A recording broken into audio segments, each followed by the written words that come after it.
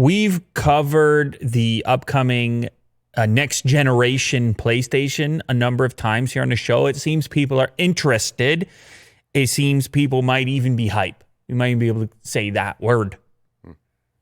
That said, up until now, we haven't really talked very much about the next generation Microsoft console, the next generation Xbox. That one has been a little bit more quiet. Well, part of that is because of that PlayStation event that took place, and they gave us all these details, and we're kind of waiting a little bit to see how Microsoft is going to play it. That said, I see this article today on The Verge, courtesy of Tom Warren.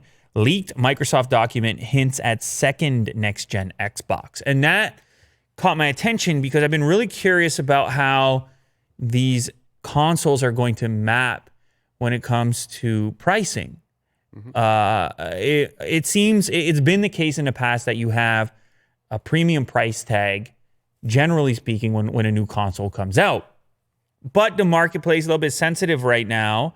And we've been talking, of course, a lot about this potential digital-only future in which there's no more disk drive, so some cost savings there. And even with the PlayStation, when we covered that one, they stated they're going to do two versions, a digital-only version of their console, presumably at a little bit of a cost reduction. If any of the leaks are to be believed, there was some dispute over the Amazon pages that popped up. Maybe it's $50 less for the digital-only, maybe not. But anyway, it looks like Sony's going to do two versions. So then the question became, well, what's Microsoft going to do? Are they going to have just this premium option with the full price point, or are they going to do something else? And now we have this document pointing at a potentially more affordable, more approachable next-gen console, which will likely be limited in output to 1080p or 1440p. So for anybody who is either on a budget or feels they don't need that 4K potential, here's an option to keep the cost down, or here's an option to stay on that format from a resolution perspective. Microsoft has been planning a second, cheaper, and less powerful next-gen Xbox console. The code name is Lockhart. Wouldn't you love to be the guy who gets to come up with these code names? Because the other one, Anaconda. What would your code name be for the project that you're working on? What would you give it? Maybe something like funny, like Mumbo Jumbo. Or Mumbo Jumbo. You know? Google with the Android stuff, they did desserts. Yes. Fast food would be funny. Quirky. Food items are funny. What about yours? Yeah, food items. Cheeseburger. Okay. Yeah, Project Cheeseburger. Yeah. And then but it's really some super advanced thing. I guess Tesla kind of does that too, don't they? They have some funny names for like ludicrous mode. It's not a code name, but it's or the references to Spaceballs and whatever. It's cheeky. Yeah. Plaid. The Plaid reference. Anyway, it's okay to have fun, Will, every so often. Yeah, Put a why not? smile on your face, have a little fun. When was the last time you had fun? Been a minute. Remember. That's all right. It's coming back, I promise. I promise it to you. Anyways, Xbox Series X, Project Scarlet, Anaconda, Lockhart. Lockhart is not only going to see a diminishment in potential resolution, but the other specs are going to take a step back as well in order to deliver this more approachable price point. The rumor here, according to this document, we understand this includes 7.5 gigs of usable RAM, a slightly underclocked CPU, and around 4 teraflops of GPU performance. Now, you know how I feel about teraflops in general, any of them. I'll take it. Yes. I'll take a teraflop. The Xbox Series X, on the other hand, would be 13.5 gigs of usable RAM and target 12 teraflops of GPU performance. So on paper, it looks like a substantial difference. The question becomes, what is that difference in real daily life? You throw a game at it. How many games are going to immediately take advantage of the extra horsepower associated with the higher end model? And some people, they may do that math and say, well, not much, not at the start. And they may be fine with taking the lower tiered, lower spec version. Now, the reason this document comes out is for developers who may have to develop different versions of their game depending on which hardware happens to download it. They may have to have a Lockhart version. So developers will be able to use this Lockhart mode to test their games against the performance profile and do validation checks. And so maybe not 2 versions of the game, but you know what I mean, like optimizations for these couple of different models. The good news here, I can see some people might say to themselves, well, why didn't they just do a digital only version at a lower price point of the Series X? They may do that too. You may see 3 versions of the next gen Xbox, which could be a nice move. And the whole incentive here is just to get the cost down, get the price down, get you in the door, get you in the gate, and playing different games and having a version that you've downloaded that's optimized for your hardware. So I can't say, I mean, I don't mind that. Digital only is one step, but you have if you see what's happening in smartphones, there's a huge push towards value for money and bringing more people into your gaming ecosystem. They may have a leg up here on Sony if Sony only launches the 2 units and if they have the cheapest model. You know how that goes. People out there trying to buy Christmas gifts, economy hurting. And you got the mom in the Walmart or on the Amazon and the 2 listings. Next gen Xbox console, $299. I don't know if it's going to be $299, right? But you see where I'm going here. It's in a fresh box. You wrap it up. Yeah. Jimmy gets a smile. No? All right. Well, anyway, they're trying. More options are better. For me, it'll be an Anaconda. I'll be going for the Anaconda model. I'll be going full spec. But that's just the case when you have a channel like this. That's just what you end up doing. So anyways, that's the document. We'll see what takes place. I'm sure some things could move around still, but you're probably going to have a cheap option for that upcoming Xbox. Speaking of Microsoft, a little bit of bad news, I guess. I mean, that's not the way they're spinning it. They're saying we're just going to focus on our online stores. Microsoft is permanently closing its retail stores. And I can't say I've interacted all that much with Microsoft retail stores, but I have a little bit. I went to the Yorkdale one. And when I've been traveling, I found myself in a Microsoft store here and there. Nice places. Early on, catching the references to the Apple Store, obviously. Although something interesting about their stores that I kind of liked is it also elevated other partners, other laptop makers who weren't Microsoft. Those were allowed in the store, which was kind of cool.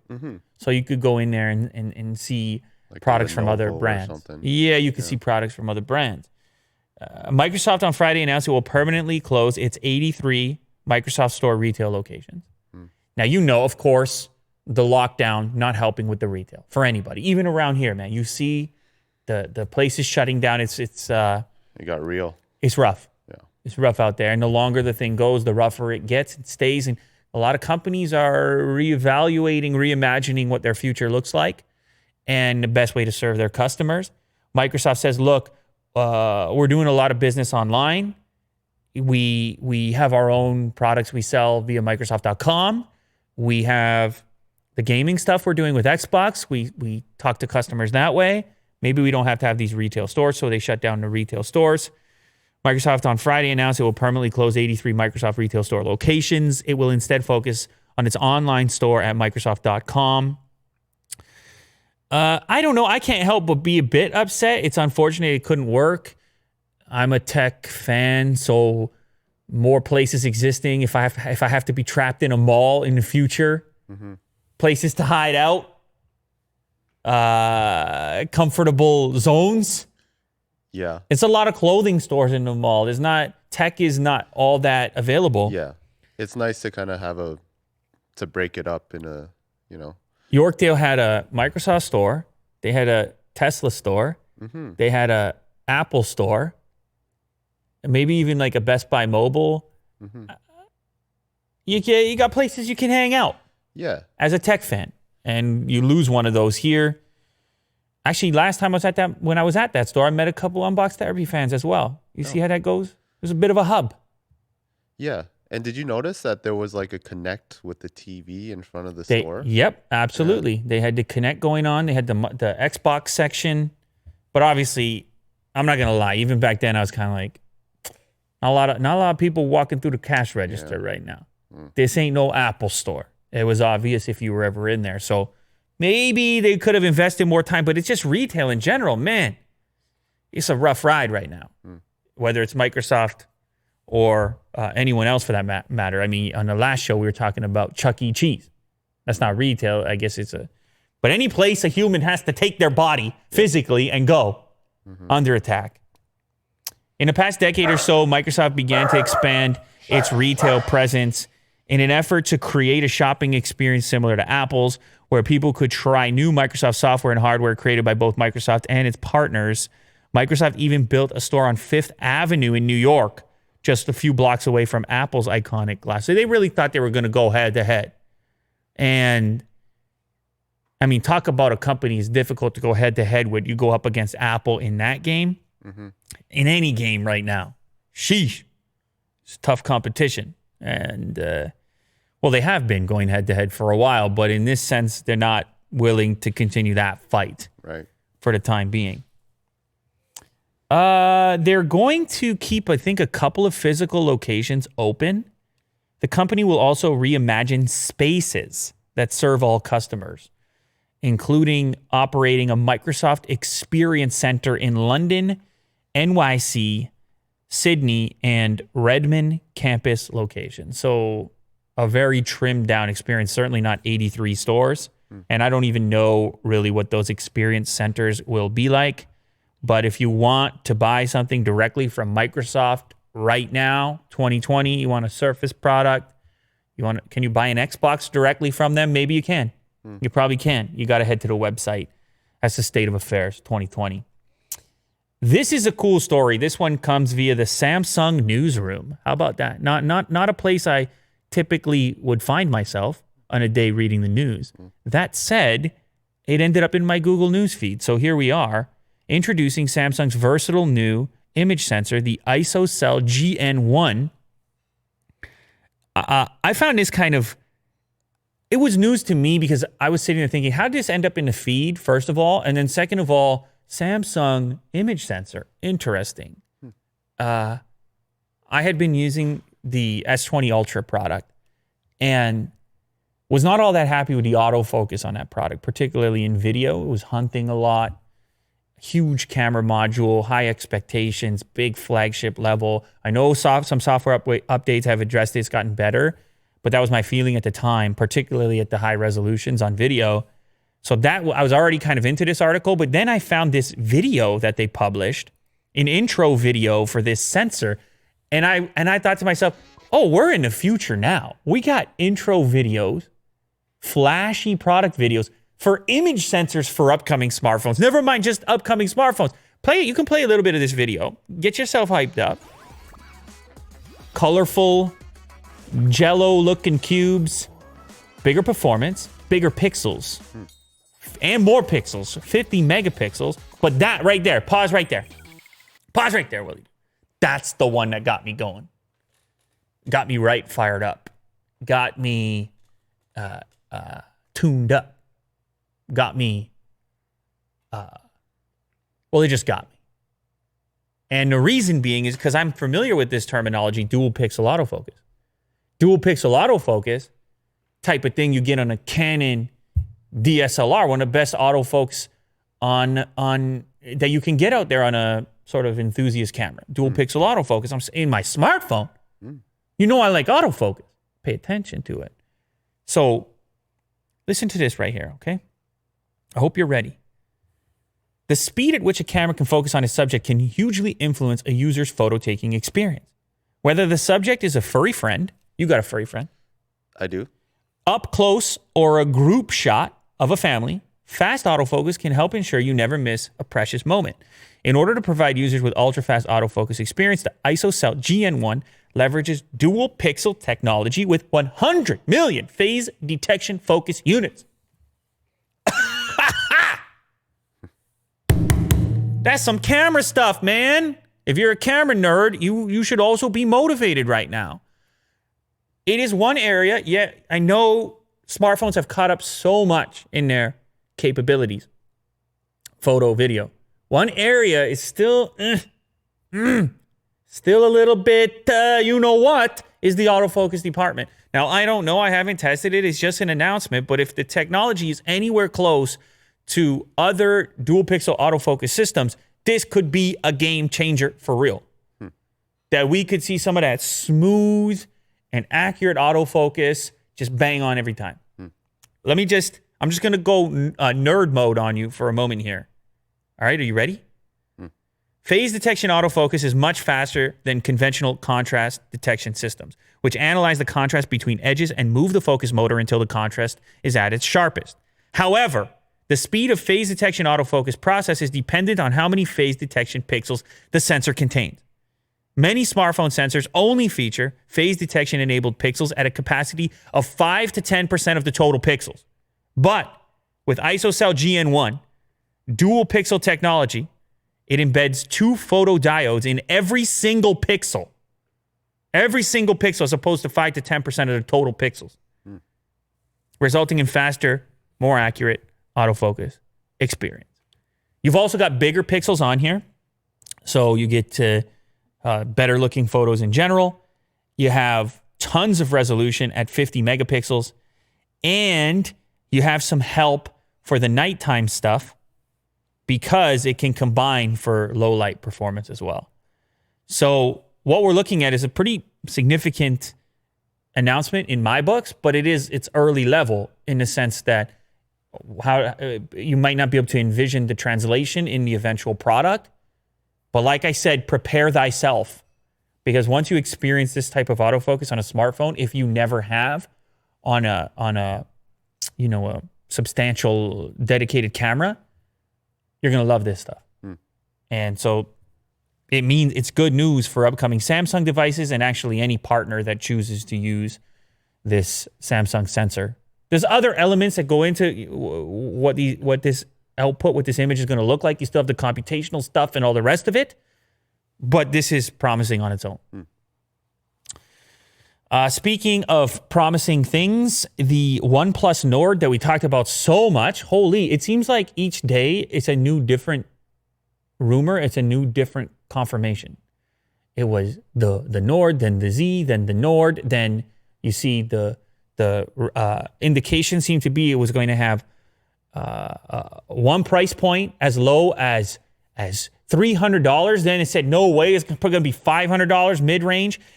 Then now it's back to $300. Apparently $299 was a rumor. Carl himself. And then the new thing, exclusive here, Android Central, it's going to have 2 front-facing cameras, which we haven't seen in a while. It could have a 32 megapixel plus 8 megapixel front-facing camera.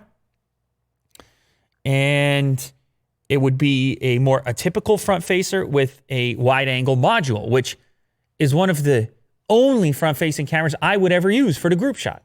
When I had it on the old Pixel device.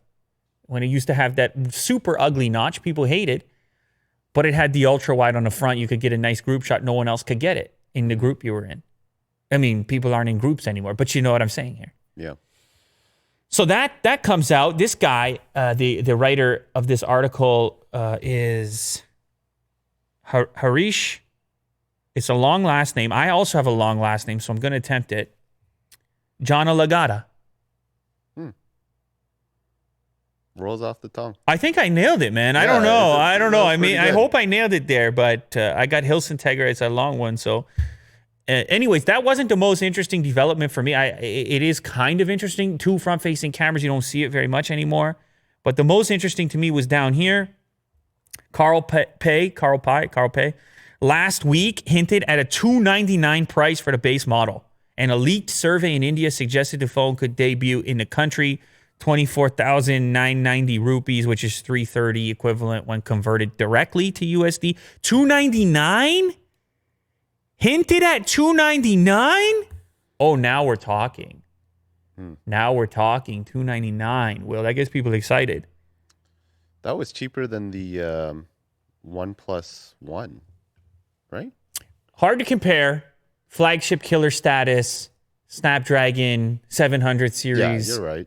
They're not trying to say flagship killer here. They're not even attempting that. Mid-range all the way.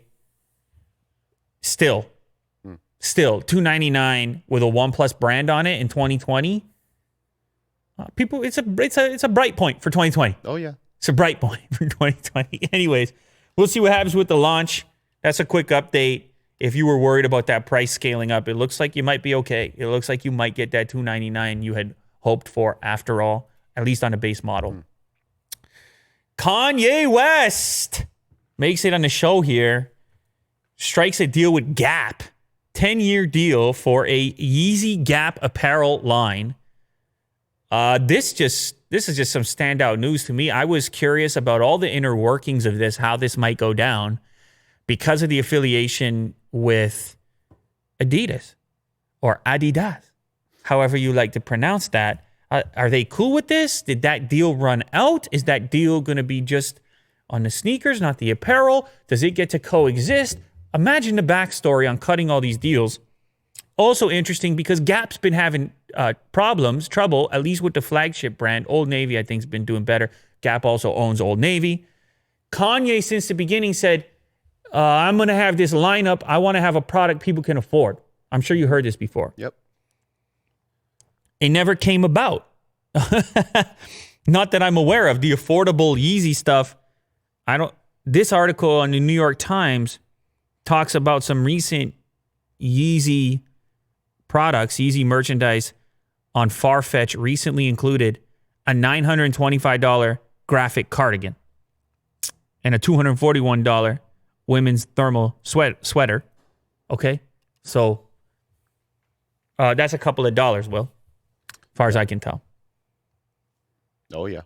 Yeah, so that appears to be the thing. It's been an expensive brand, not just on the initial run, on the initial market, but also on the secondary market when people go to resell it, the popularity of Kanye West, the name, the Yeezy brand independently without any affiliation. But what this lets him do is it lets him align with a big market chain with a footprint and with a back end. Obviously, huge operations where you can get the quantities up and get the prices down. So he's partnering on some basics. I like basic clothing. Well, I like to wear basic things. Yes. No big logos and things like that for the most part. So they're partnering up on some basic stuff. It'll be introduced in the first half of 2021. It's supposed to be affordable. I don't know on what premise, but Gap things are relatively affordable compared to designer stuff or the pre-existing Yeezy stuff. It's a 10-year deal, which is a monster. Imagine signing a 10-year deal for anything with an ability to renew within 5 years. And Gap is hoping, apparently, that Yeezy Gap will be generating $1 billion in annual sales at the 5-year mark.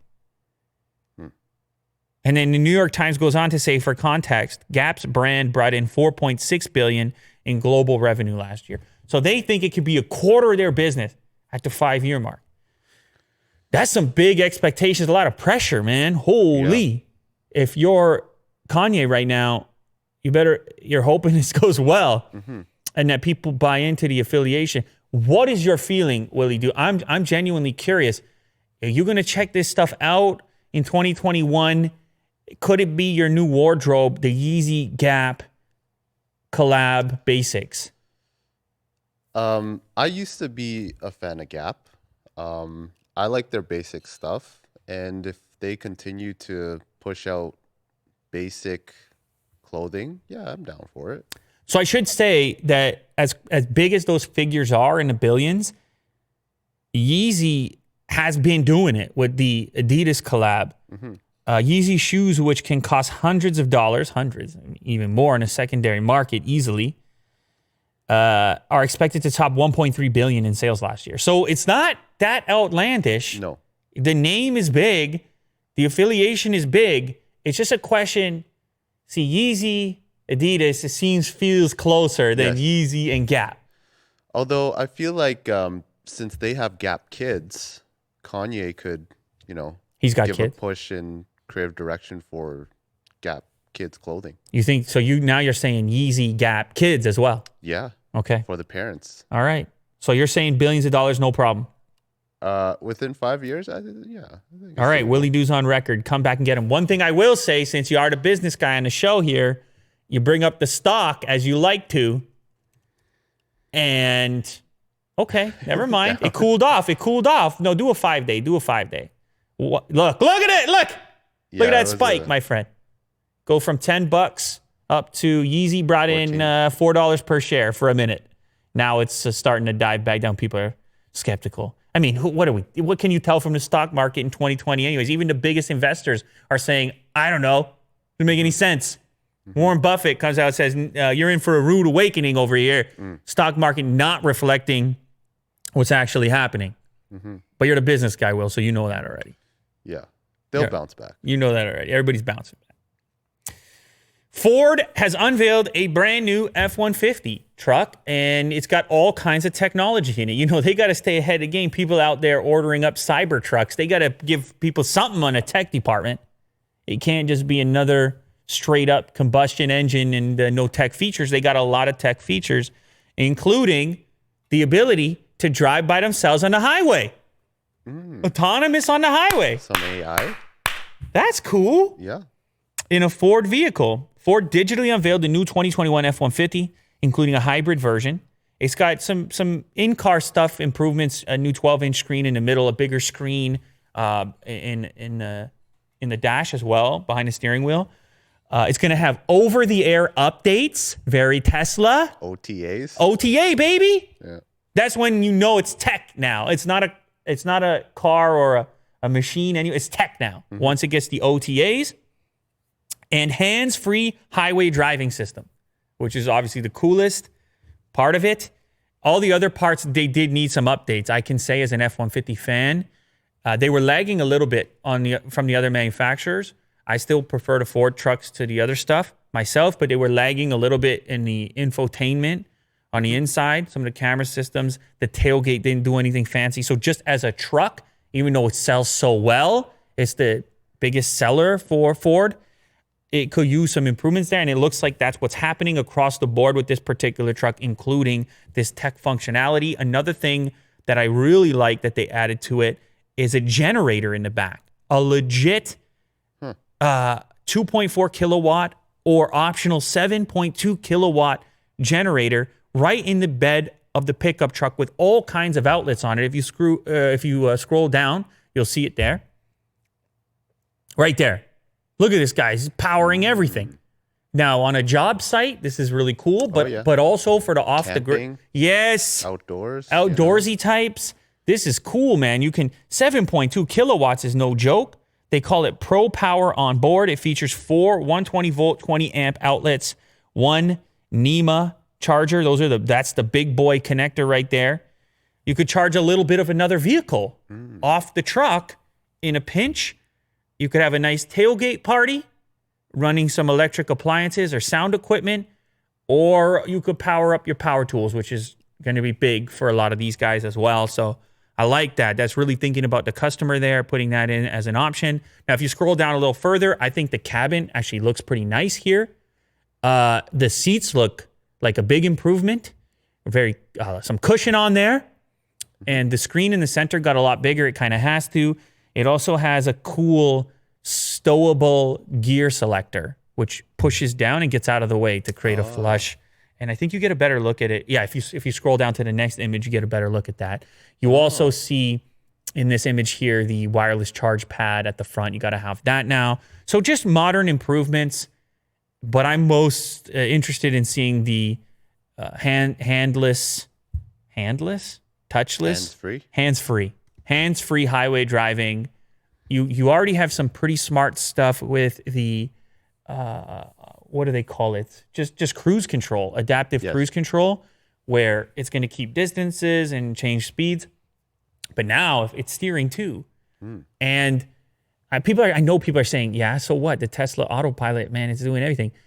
But this is a vehicle that has a huge footprint. Yes. Yeah. This is the number one selling vehicle. For this to get it is going to impact more people's lives more quickly in immediately in a segment where you didn't expect to see it. So I'm excited about that. I don't know if it's necessarily more people, but you know what I'm saying here. Yes. A different segment is going to get access to some of these tech features. We'll see how that maps out. Plus OTA, who doesn't want OTAs? You don't want to go into dealership. There's the software needs an update. There's some sort of improvement or recall or something. OTA, lovely. Oh my God, Will, this Last of Us stuff. I was going back and reading some of the comments on the clip. People were mad at you specifically. Okay, they were mad at me too. They're mad at the both of us. He said, "How dare you talk about the game? You didn't play the game," and they're kind of right. But I think it's a meaningful topic for us outside of that because it's just such a big game, big impact, big business, and some of the stuff going on around the game. Plus, you played the first one. Give him some credit. He's played the first one already. It's a great game. Plus, both of us are going to play this one. And so, spoiler alert in this article. If you go read this article, I think there's some spoilers. I stopped right at that moment. Okay. But anyway, the game, the reason it was meaningful, it was trending because of some people, a lot of people also didn't like the title. I said some people don't like it. They said, no, a lot of people don't like it. Some people were upset with the story and various other factors. The Metacritic stuff, we talked about whether or not you should listen to the user scores or the critic scores and just how people feel about this in general. I was mostly interested because of the graphics. I'm just looking for that realistic, what is the optimal graphics experience right now? And that pumped me up on its own. And it may encourage me to just go through the game just to appreciate the visuals. But outside of all that, this game crushed. And regardless what you think of the story and what you're mad at, and you're mad at Naughty Dog for all the reasons you're mad. Yeah. 4 million. They sold 4 million units. It becomes the fastest selling Sony game for the PlayStation 4. It goes ahead of Spider-Man. 4 million units. Well, can you remind me what a game costs in 2020? I buy a unit. If I buy one unit, The Last of Us Part 2. It's about $60. I don't know about you. I mean, I can't do this off the top of my head here. 60 multiplied by 4 million.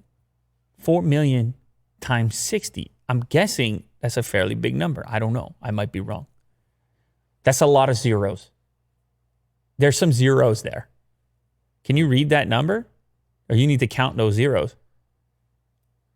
240 million. $240 million?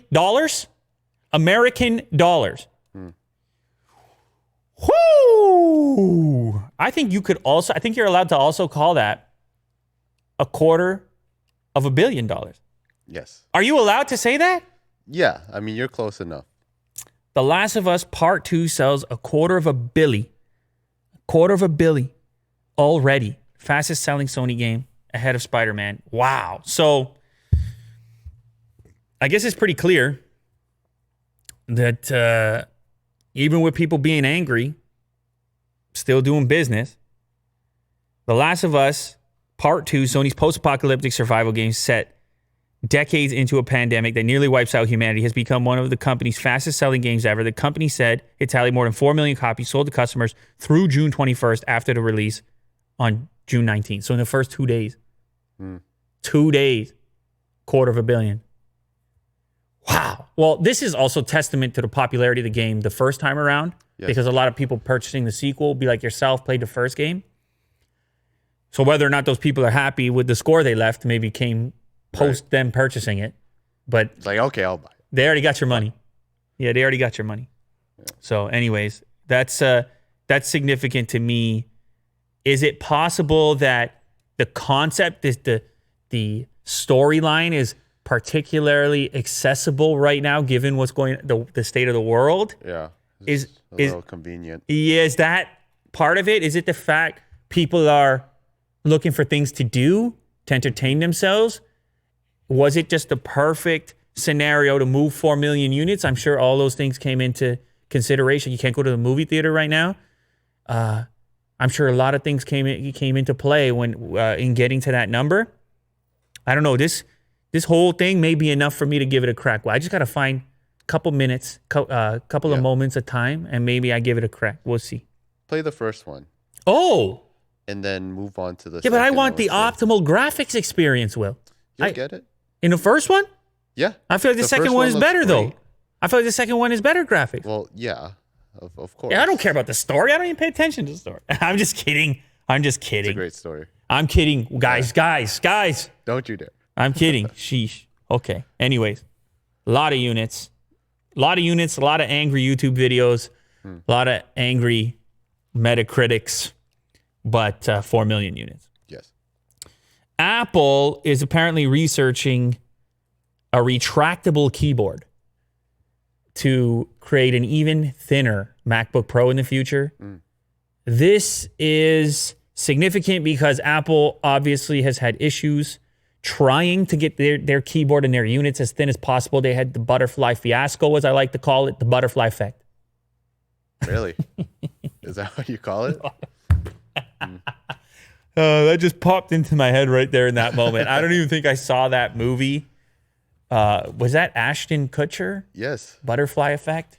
It's a The good butterfly flaps its wings and Willie Doo falls off his chair. As far as I can tell, that's what happens in the movie, right? watch. Exactly. Uncanny. The butterfly effect. Apple's own butterfly effect. Well, Apple backed off the butterfly keyboard for good reason. We're well aware. Those things were having problems. And so now they went back to the scissor mechanism and solved some problems there for people. But they actually made the unit fatter for the first time in forever to accommodate going back to the old technology. So they can't be happy about that, trying to make everything as thin as possible. They're already, they're beginning to research alternative ways of shrinking the thing down. And this retractable keyboard idea seems kind of like a cool one. This would be some kind of a mechanism that elevates the keys probably when you open the screen and then dips them down when you close it, maybe. Maybe they can go into the housing. I don't know.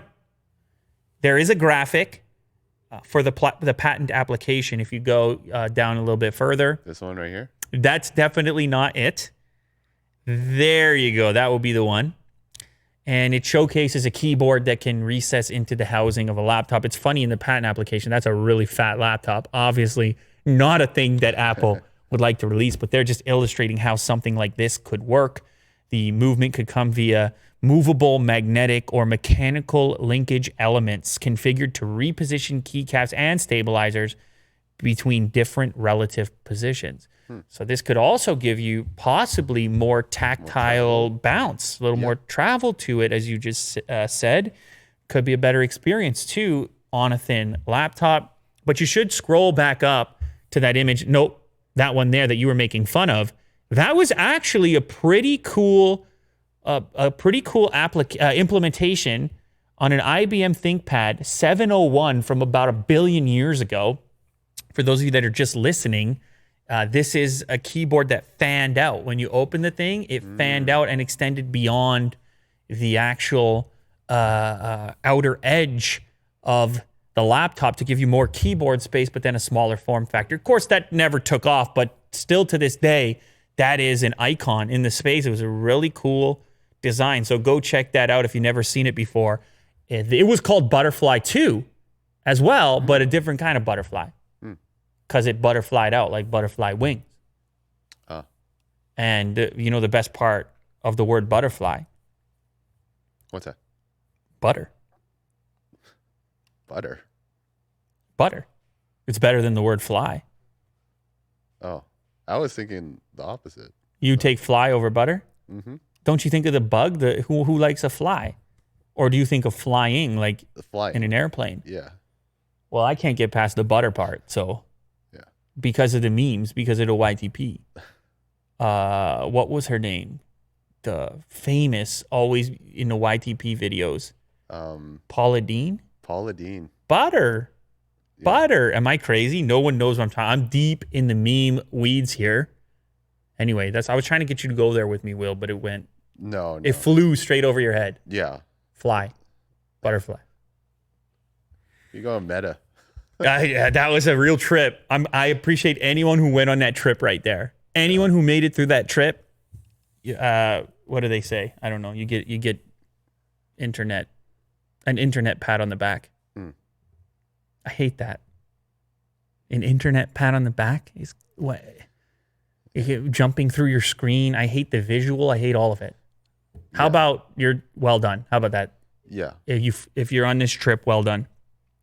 A German man accidentally buys 28 Tesla Model 3s online. I like the specific number, 28. Accidentally. I just like this story. It's a feel-good story. He must be rich then. Right? Accidentally. To buy. That means he has cash on him. Right? Well, no, he only did the deposit. Oh, okay. You don't need to pay for the Tesla up front completely. You just give them a deposit, and that's enough for them to build it for you, and then they accept the remaining money in segments. Oh, it says here is it 4,300? 4,300 was the total amount of all of the pre-orders or all the orders that he didn't want. I see. But I find this to be a feel-good story. Oh, okay. Because Tesla did the right thing in the end. Mm-hmm. I had no idea, but apparently they're pretty strict about deposits and refunds. I had no idea, but I'm sitting here, driving.ca is the website, and towards the bottom of this article, they say Tesla is notorious for not offering refunds on its products once the buyer has clicked confirm. I had no idea. I would think, just give the deposit back. But I guess I kind of get it too, because you start building a car to a person's specifications They're hey, on the deposit. Yeah, I was building that. You bought it. I was busy. We were just tightening the wheels. We were just putting the wheels on. Yeah. I'll take that money back. Anyway, so they in this case agreed to refund the guy. The total amount of money that the order was processed for was over $2 million Canadian. 2.1 or 1.4 million euros, whichever one makes more sense to you. That's what I thought. I thought he bought it outright. Well, he would have been on the hook for that much had they determined that he has to honor all these deposits, which of course would be crazy. Tesla would have to refund him. But what ended up happening is the site was unresponsive. It was, I don't know if that was on his end or on Tesla's end, but just kept clicking. He kept clicking. He kept clicking and thinking, okay, this Model 3 order just isn't going through. And so he ended up clicking for hours. How long did he click? What does it say here? He was hoping to replace the aging family transport with a newer and more modern vehicle. Makes sense. He decided the right model would be a Tesla Model 3. Big day. Hey, you sit down at the laptop, you get the cup of coffee over here, get the hands going. Today's the day. Germany was offering double the cashback incentives for an EV purchase. It was a no-brainer decision. A Model 3 with autopilot was added to his cart. He clicked confirm to send the order, except the order never sent. It looked like absolutely nothing had happened. So he tried again and again and again. It was 2 hours, a space of 2 hours with different clicks within the 2-hour period, totaling the 28 separate clicks, which all effectively went as orders to Tesla. You would think that the credit card company would realize something wrong was going on here, as these almost $5,000 was sent through to Tesla on separate orders. But no, they let him spend it, and it was up to Tesla to refund it. But it's just kind of a funny little story to lighten the mood in 2020, which the mood is not light a lot of the time. So how about a dude ordering a new car for his family and orders $2 million worth of cars instead? It's a good story. And then Elon comes to the rescue and says, "You silly guy.